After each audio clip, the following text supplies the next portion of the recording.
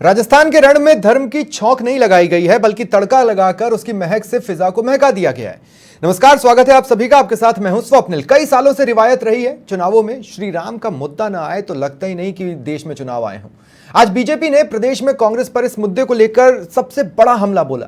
इधर कांग्रेस भी इस मुद्दे पर पलटवार तो कर रही है, पर संभल संभल कर देखना यह है कि प्रभु श्री राम सवारेंगे किसके काम। आज चर्चा इसी पर, लेकिन सबसे पहले बीजेपी ने जो हमला बोला है कांग्रेस पर, एक बार वो सुन लीजिए।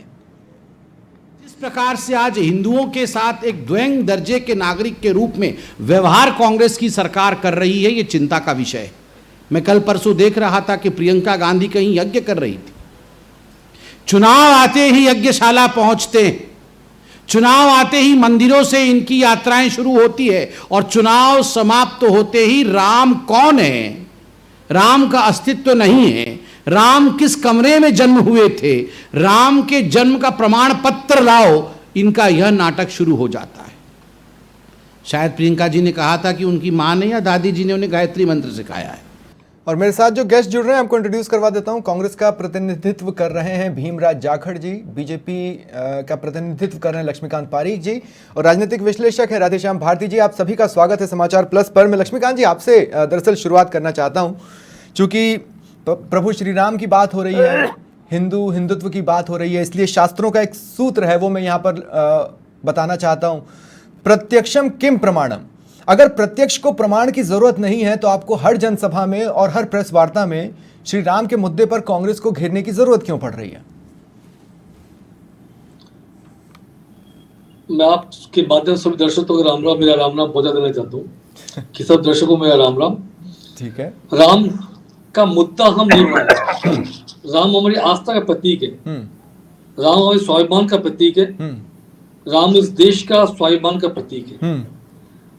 अब आप इसको राजनीतिक मुद्दा आप चाहे तो बना सकते हैं, कांग्रेस चाहे तो बना सकता है, मीडिया चाहे तो अपना कयास। मीडिया कैसे बना रही है सर? आस्था की पीसी बोल के संबित पात्रा, बीजेपी का तो इनवाइट आया था ना भेजा तो बीजेपी ने इनवाइट था ना। स्वप्निल जी, मैं इसी विषय पर आता हूँ। देखिए, भारतीय जनता पार्टी की स्थापना 1980 में होती है। स्थापना के समय से पहले मैनिफेस्टो का जिक्र हम उसमें करते हैं कि राम मंदिर हमारा आस्था प्रतीक है। भगवान श्री राम के जन्म स्थान पर अयोध्या में राम का भव्य मंदिर बनना चाहिए। ये 1980 की हमारी परिकल्पना है। 89 आते आते माननीय लालकृष्ण आडवाणी के नेतृत्व में बड़ा राम आंदोलन शुरू होता है। ठीक है, और राम रथ यात्रा निकालने का साहस इस देश में किसी ने किया है तो भारतीय जनता पार्टी। तो इतिहास से तो हम सब वाकिफ है ना। आज से 6 महीने पहले राजस्थान की फिजा में ये मुद्दा ही नहीं था जो आप पिछले 6 दिनों में ले आए हैं। उसका रीजन क्या है? देखिए, हम मुद्दा बना के नहीं लाए, मुद्दा बने कांग्रेस के तौर पर। जब आप कहते थे कि राम का अस्तित्व नहीं, आप सनातन को कहते हैं कि सनातन के बारे में कहते थे कि आप डेंगू है, मलेरिया है, आपने उसका विरोध नहीं किया, आपने उसके बारे में उसका कहीं प्रतिकार नहीं किया। आप तुष्टिकरण राजनीति को लेकर चलते हैं। तुष्टिकरण राजनीति का स्वप्निल जी, जयपुर की घटना बताता हूँ आपको। जयपुर 2 घटनाएं आपके सामने रख देता हूं। तुष्टिकरण राजनीति का बहुत बड़ा उदाहरण इस समय हो सकता है। वो सबको पता है सर कि वाल्मीकि समाज के युवक की मुस्लिम समुदाय के युवक हत्या कर दी जाती है, उसको 5 लाख का मुआवजा, वो भी 2 माह बाद, तब जब तत्काल पूर्व भारतीय जनता पार्टी के विधायक मोहनलाल जी गुप्ता धरने पर बैठते तब जाकर, और एक तरफ एक मोटरसाइकिल 2 व्यक्तियों की भिड़ंत, आपसी लड़ाई, उसमें एक व्यक्ति की, एक मुस्लिम और 50 लाख का तुरंत मुआवजा। ठीक है, तो इस बात साबित करता है कि तुष्टिकरण राजनीति की प्रकाशता पे काम। एक सवाल और लक्ष्मीकांत जी मैं आपसे ले रहा हूं, उसके बाद फिर मैं इस डिबेट को ओपन कर दूंगा। मैं ये आपसे पूछना चाह रहा था कि राम मंदिर में दर्शनों के लिए दिवाली से उसकी तुलना करते हुए अमित शाह आमंत्रण दे रहे हैं सभी को कि दर्शन करने के लिए आइए। मैं आपसे ये पूछ रहा हूं कि राम मंदिर बना कौन रहा है? क्या बीजेपी या केंद्र सरकार बना रही है? ऐसा तो नहीं है। फिर वो आमंत्रण क्यों दे रहे हैं? आमंत्रण तो अयोध्या से आएगा ना सर, उतना तो वेट किया जा सकता है। देखिए, मेरी बात सुनिए। इस देश के प्रत्येक सनातनी का अधिकार है कि राम मंदिर के आंदोलन के जो जुड़ा रहा है, राम मंदिर, राम की जिसमें आस्था है, अयोध्या में राम मंदिर का आमंत्रण दे सकता है। ठीक है, आप भी दे सकते हैं। ठीक है, आप चाहें तो अपने चैनल के माध्यम से भी वैसे भी दे सकते हैं। हमारा इसी तरह मानना है कि इसके लिए बड़ी लड़ाई लड़ी है हमने। लड़ाई का विषय हमारे राष्ट्रीय अध्यक्ष को यात्रा निकाली, और आपके अब जिसको आप ये गवर्नमेंट गठबंधन आपका जो बना हुआ है, इसके तात्कालिक रूप से उस समय के मुख्यमंत्री थे बिहार के लालू प्रसाद यादव, उन्होंने रोकने का पाप किया राम रथ यात्रा को। तो राम और आस्था प्रतीक, इसलिए तो आमंत्रण देना। ठीक है सर, मैं आता हूं, अब आपके पास आगे आऊंगा। मैं भीमराज जी अब आपके पास आ रहा हूं। भीमराज जी, मैं नहीं कह रहा हूं, आचार्य प्रमोद कृष्णन कह रहे हैं। 3 दिन पहले ही उन्होंने कहा है, और राजस्थान में आकर कहा है कि कांग्रेस में कुछ ऐसे नेता आ गए जिन्हें राम से प्रॉब्लम है, वंदे मातरम से प्रॉब्लम है, भारत माता की जय से प्रॉब्लम है, हिंदू से प्रॉब्लम है, हिंदुत्व से प्रॉब्लम है, हिंदू धर्म गुरुओं से प्रॉब्लम है। देखिए सर, हम तो गांधीवादी विचारधारा को मानने वाले लोग हैं। हमारे गांधी जी ने जब भी कहा था कि रघुपति राघव राजा राम, पति पतावन सीताराम, चाहे गीता पावन सीताराम, पतित पावन सीताराम, हाँ सीताराम, चाहे गीता पढ़ो चाहे पढ़ो कुरान, सब में बसते राजा राम। तो मैं तो कांग्रेस तो ये कहती रहे पूरे ब्रह्मांड के अंदर श्री भगवान श्री राम है, पूरे ब्रह्मांड के मालिक है, इसके अंदर आप इसके ऊपर राजनीति करने की कहाँ जरूरत है। मैं तो कहता हूँ भगवान सबके मालिक है, सबकी आस्था है। लेकिन भीमराव जी, मैं तो आचार्य प्रमोद कृष्णम का बयान बता रहा हूँ। जब मंदिर की सुनिए, मंदिर का आदेश है, मंदिर की जब नींव रखी थी तो हमारे प्रताप सिंह जी ने, कांग्रेस के जयपुर के लीडर, उन्होंने यज्ञ किया और बोला जिस दिन होगी मैं 1 किलो चांदी की ईंट दे के जाऊंगा, जाएंगे कांग्रेस की तरफ से। ऐसी बात थोड़ी है, भगवान राम है, सबके मालिक है, पर उसको आप जिस तरह राजनीति भाजपा करनी चाह रही है, ये सर जी राम के नाम पे राजनीति करती है, विकास को पीछे जोड़ देती है। कभी आप भीमराव जी देखिए, मैं आपसे क्या कह रहा हूं, आचार्य प्रमोद कृष्णम किन चेहरों को कह रहे हैं? वो आप ही की पार्टी के चेहरों को कह रहे हैं ना। और दूसरा, प्रभु श्री राम पर तो प्रियंका गांधी भी बोली, हालांकि उनसे एक फैक्चुअल मिस्टेक हो गई। सर जी, प्रियंका गांधी जी ने जो कहा, मैं उसका उनका स्पीच सुना था, उसके अंदर वो बाई मिस्टेक हो गया। वो तो सबको बताया कि भगवान राम 14 वर्ष के लिए वनवास गए थे। उन्होंने बाद में ये भी कहा है भगवान राम वापिस आए थे, बुराई का अंत करके आए थे, फिर आने के बाद वनवास का पीरियड 13 साल का बता दिया। सर जी, इसको क्या बीजेपी के पास और कोई मुद्दा नहीं है, तो इस मुद्दे को प्रियंका जी के बयान, प्रियंका जी का वो भी तो बोलना चाहिए था कि प्रियंका जी ने दीपावली का भी जिक्र किया है, भगवान को भी याद किया है, तो उस बात का जिक्र। प्रियंका जी को जरूरत क्या थी ये बताने की? किस चीज की? प्रभु श्री राम के बारे में प्रभु श्री राम जरूरत कहां पे पड़ी? ये बताया है कि बुराई पे अच्छाई की जीत का था, उसको बताना जरूरी था कि जो आज समाज के अंदर, देश के अंदर जो बुराइयां उनको दूर कीजिए, अच्छाई लाइए, उसके लिए उन्होंने एक उदाहरण पेश किया था, वो उदाहरण पेश कर दिया बीजेपी। ठीक है, लेकिन फिर सवाल वही आ जाता है, कांग्रेस के लीडर है ना आचार्य प्रमोद कृष्ण, बिल्कुल लीडर है। उन्हें क्यों ऐसा लग रहा है कि कांग्रेस में कुछ नेता आ गए हैं जिन्हें राम से प्रॉब्लम है, वंदे मातरम से प्रॉब्लम है, भारत माता की जय से प्रॉब्लम है, हिंदू से प्रॉब्लम है, हिंदुत्व से प्रॉब्लम है? देखो सर, प्रमोद आचार्य जी हमारे सीनियर लीडर हैं और उनको आचार्य जी कहते हैं, उनका बड़ा रिगार्ड करते हैं। यदि उन्होंने कुछ कहा है तो उन्होंने बड़ा सोच समझ के कहा होगा। कोई 19-20 होगा अंदर कोई जिसका, अगर उन्होंने सोच समझ के कहा है तो फिर बीजेपी आपको लेकर गलत क्या कह रही है? अगर आपके यहाँ कुछ चेहरे हैं तो कुछ खराब चेहरों की वजह से पूरी पार्टी बदनाम हो रही है। उनके ऊपर कांग्रेस कार्रवाई करेगी ऐसा कुछ नहीं है, बट मैं आपको कहना चाहता हूँ कि बीजेपी जितना बता रही है इतना कुछ नहीं है। पर प्रमोद जी हैं तो वो उसके अंदर जो सीनियर कमेटी है उस पर कोई कार्रवाई करनी पड़ेगी, तो कांग्रेस कमेटी उसके अंदर जो हमारी अनुशासन कमेटी है वो उस पर कार्रवाई करेगी। ठीक है, मैं राधेश्याम जी आपके पास आ रहा हूं। राधेश्याम जी देखिए, क्या होता है ना कि खुद की लकीर को बड़ा दिखाने के लिए दूसरे की लकीर को छोटा कर दो, ये एक बहुत पुरानी कहानी है जिसको मैं उद्धृत कर रहा हूं। दो अलग अलग बात है, एक तो खुद को हिंदुत्व और राम प्रेमी बताना, और दूसरा दूसरे को हिंदुत्व या राम विरोधी बता देना। कांग्रेस इस दोनों ही स्थिति में खुद को सहज नहीं पाती है।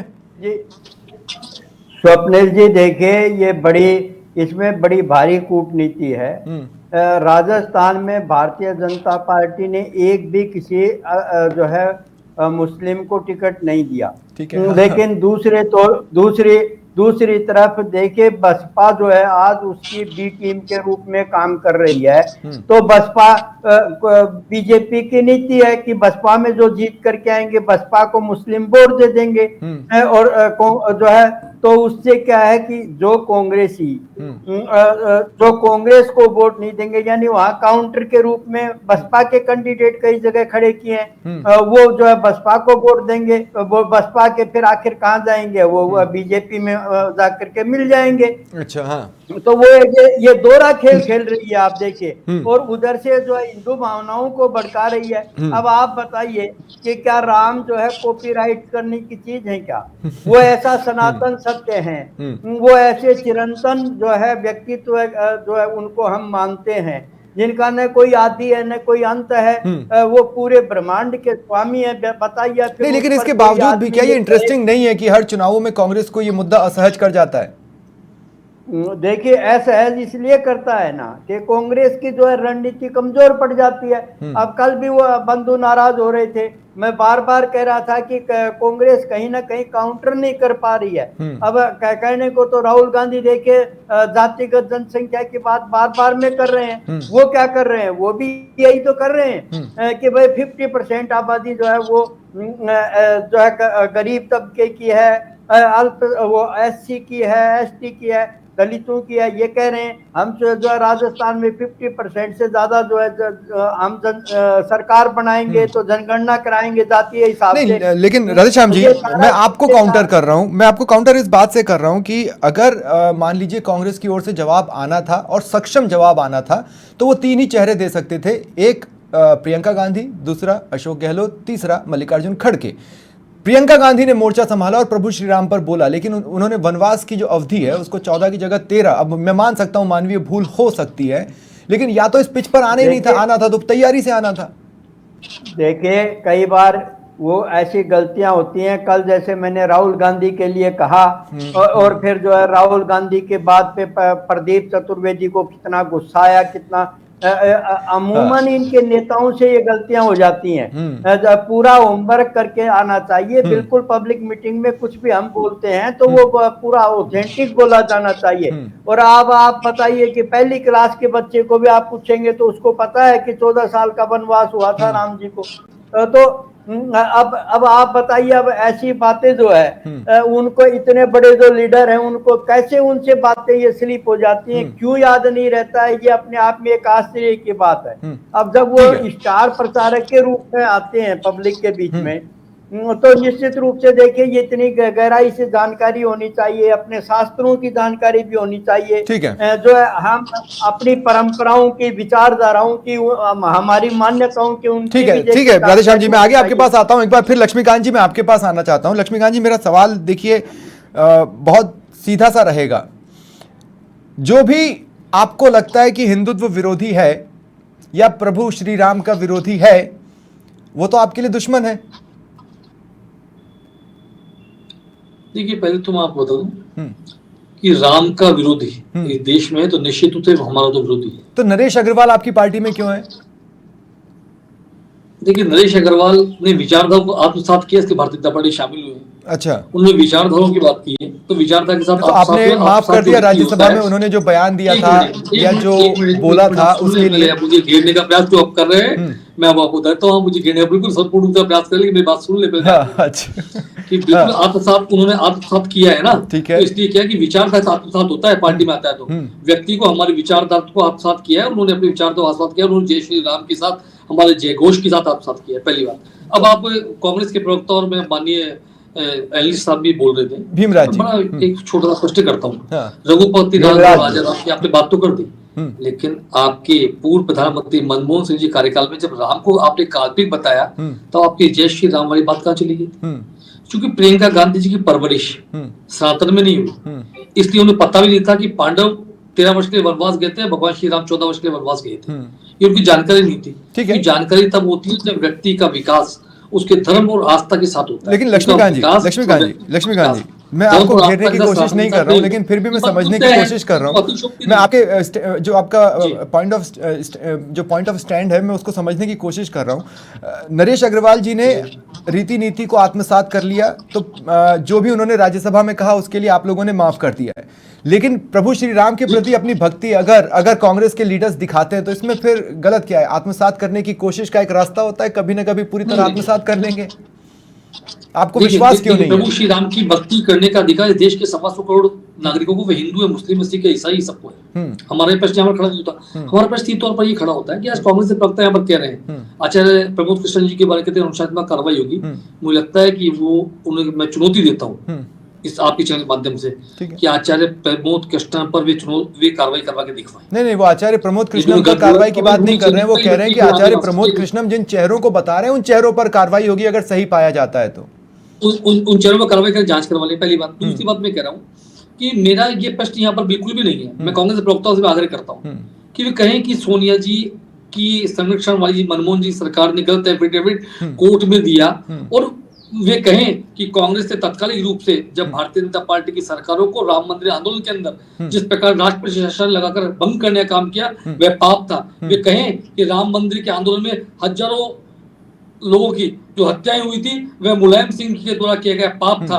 कहें इस बात को, कांग्रेस को कहना चाहिए ना, खुलकर आप कहते नहीं है, आप बात करते हैं जब चुनाव आते हैं तो जनेऊ लटका कर कुर्ते बाहर घूमने लग जाते हैं, ठीक है, यज्ञ करने का दिखावा करते हैं। अब आप मुझे समझ लीजिए, आप मैं बताऊं, मैं सीधे तौर पर ब्राह्मण हूँ, हाँ। मैं जनेऊ पहनता हूँ, लेकिन मैं जनेऊ का धारण एक यज्ञोपवीत संस्कार जो होता है उसके माध्यम से मैंने किया है, तो उसको मैं कुर्ते के बाहर निकाल कर पहनने का मैं काम नहीं करता। मुझे दिखा करने आवश्यकता नहीं कि मैं एक तो मैं ब्राह्मण समझ हूं नहीं पा रहा और हूँ वो जनेऊ कुर्ते लक्ष्मीकांत जी, एक तो आप कहते हैं कि कांग्रेस प्रेम नहीं दिखाती, और अगर कांग्रेस दिखाने की कोशिश करे तो आप उसे स्वीकार नहीं करते हैं। कांग्रेस करे तो करे क्या आपकी नजर में आने के लिए? प्लीज प्लीज, नहीं माय डियर सर, ये बात नहीं कर रहा मैं सीधे तौर पर स्पष्ट करता हूँ कि चुनाव के समय कुर्ता निकाल कुर्ते पर धारण करने का एग्जैक्टली, मैं इस सवाल पर आता हूँ, मैं इसी सवाल पर आता हूँ। भीमराज जी, मेरा सवाल आपसे है, भीमराज जी मुझे एक बात बताइए, राहुल गांधी का गोत्र क्या है?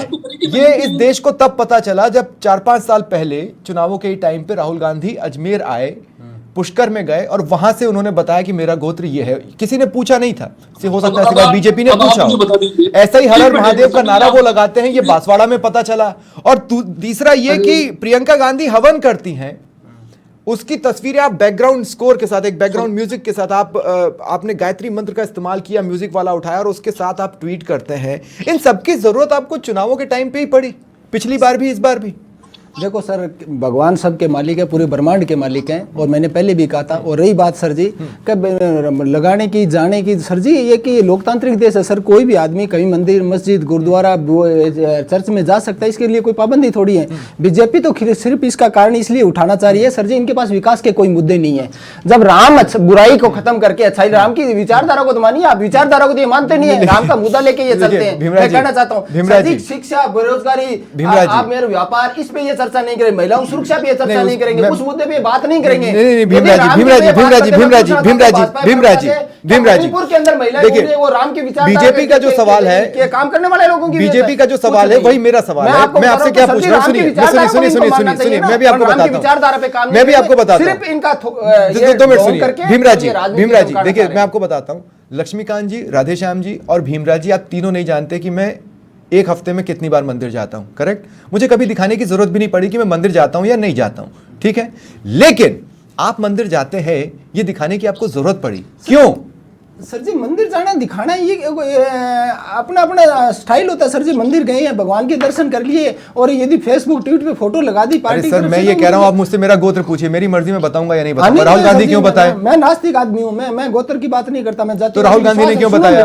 अगले की मर्जी है सर जी, बताना आजादी है, यहाँ बोलने की आजादी है, कोई बोलने पर पाबंदी थोड़ी है। किसको कहेंगे सर? अच्छा, लोकतंत्र यही तो है, अपने आप अपना कुछ भी बोल सकते हैं, आप अपना धर्म बता सकते हैं, आप नहीं बताए तो नहीं बताए। अब मेरे से प्रियंका गांधी को क्या जरूरत पड़ी गायत्री मंत्र के साथ हवन पूजन की तो संजय, मैं आपको क्या करूं, जारी करने की? अपने संविधान ने ये अपने को हक दिया है कि आप अपने धर्म के अनुसार, आप अपने मन की इच्छा के अनुसार आप अपने धर्म का आदर करेंगे, दूसरे के धर्म का भी आदर करेंगे, दूसरे को बोलने की आजादी देंगे, दूसरों को मंत्र पढ़ना उसकी भी आजादी देंगे। आप किसी पे पाबंदी थोड़ी है, वो कभी भी पढ़ सकती है। इसके अंदर ये कोई भाजपा परमिशन थोड़ी गई, भाजपा को तो दिक्कत हो गई, भाजपा और जमीन खिसक रही है, तब आप इनको दिक्कत होनी है। लेकिन लक्ष्मीकांत जी, जैसा कि आप चैलेंज कांग्रेस की तरफ उछालते हैं, अब मैं तो बहुत छोटा आदमी हूं सर, मैं आपको क्या ही चैलेंज दूंगा, लेकिन फिर भी लक्ष्मीकांत जी मैं जानना चाहता हूं कि कांग्रेस के 1-2 चेहरे भी आपको भक्त नजर आते हैं? प्रताप सिंह खाचरियावास या कोई भी 1-2 चेहरा, आचार्य प्रमोद कृष्णम, क्या वो भी भक्त नहीं है? आप ये बता दीजिए। मैं किसी की आस्था पर किसी भक्ति प्रश्न नहीं खड़ा करना चाहता, चैनल के माध्यम नहीं करूंगा। मेरा सीधे तौर पर मानना है कि भगवान श्री राम में आस्था इस देश के 125 करोड़ देशवासियों को, देश के बाहर के लोगों की, इस विश्व के संपूर्ण ब्रह्मांड की है। मैं कह रहा हूं, वो आपका जो आत्मसात वाला फॉर्मूला है, उसमें बता दीजिए ना 1-2 चेहरे कोई जो आपको लगते हो।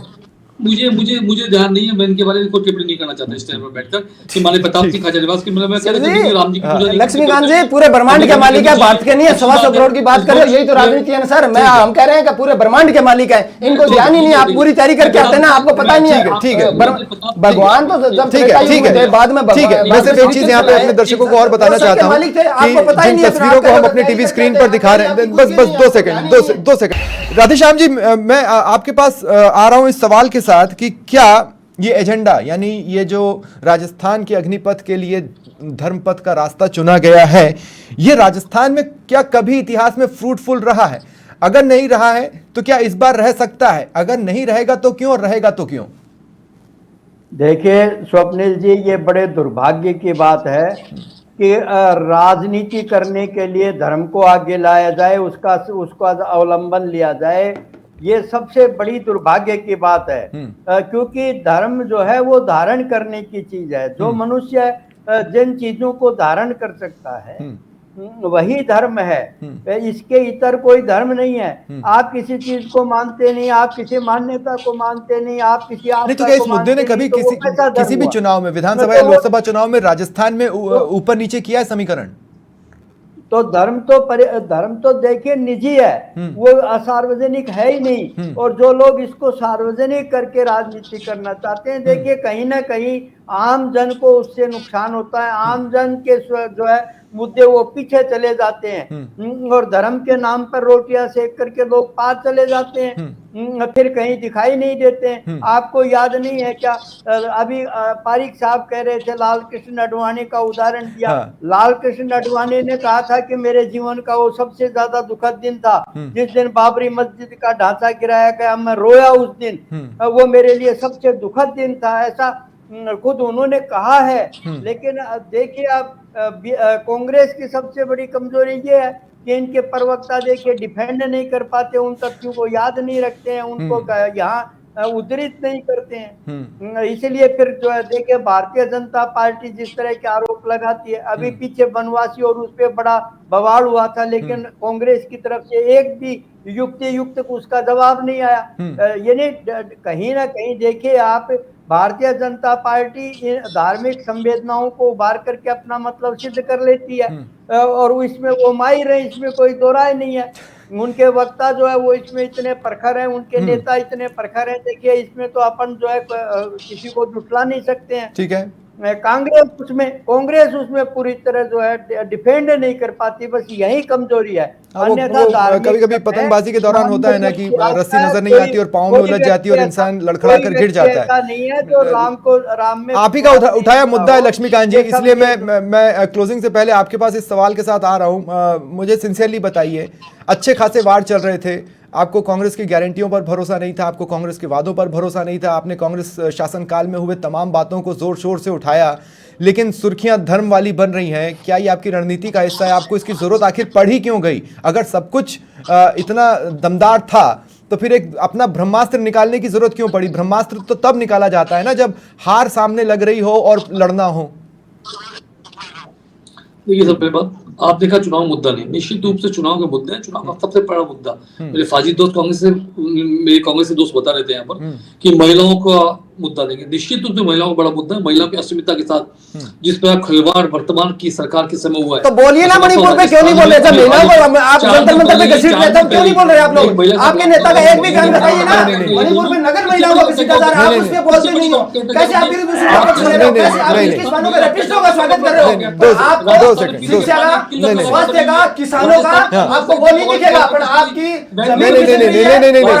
मजदूरों की लाशों पे राजनीति लेकिन आप यदि हिंदुओं की चिंता है, भीमराव जी, मुझे एक बात बताइए, क्या नोटबंदी में मरने वाले हिंदू नहीं थे? कोरोना में मरने वाले हिंदू नहीं थे? क्या एक बात बताइए, क्या किसानों को जिनको मारा था आपने हिंदू नहीं थे? क्या गुजरों से गोलियों से मारा हिंदू नहीं थे? क्या आपने जाटों को हरियाणा में बूंदा वो हिंदू नहीं थे? कुछ नहीं है, आपकी जमीन खिसक रही है और आप क्या ये दोगला, आपके मुंह में तो लगते हो, बगल में छुरी रखने वाले लोग कुछ नहीं। आप शिक्षा की बात नहीं करेंगे, स्वास्थ्य की बात नहीं करेंगे, एग्रीकल्चर की बात नहीं करेंगे। आप बताइए मेरे को, आपको नहीं, ठीक है। मैं सिर्फ एक चीज बताना चाहता हूँ भीमराव जी, 2 मिनट, लक्ष्मीकांत जी 2 मिनट, मैं सिर्फ एक चीज बताना चाह रहा हूँ। इस देश में किसी भी घटना पर सरकार को भी बोलना होता है और विपक्ष को भी बोलना होता है। अगर किसी भी तरह का फेलियर है तो उसमें कुछ हिस्सा विपक्ष का भी बनता है और सरकार का भी बनता है। भीमराव जी, मणिपुर में विपक्ष के तौर पर आप क्या भूमिका निभा रहे हैं, इस पर किसी दिन मैं डिबेट बुलाऊंगा। लेकिन इतना तो समझ में आ गया कि राजस्थान में जो 2023 का जो वास्ता है वो बेसिकली श्री राम के रास्ते से होकर गुजरे, इसकी कोशिश जरूर प्रदेश में की गई है। फिलहाल इस चर्चा में इतना ही। आप सभी का शुक्रिया मेरे साथ जुड़ने के लिए। नमस्कार।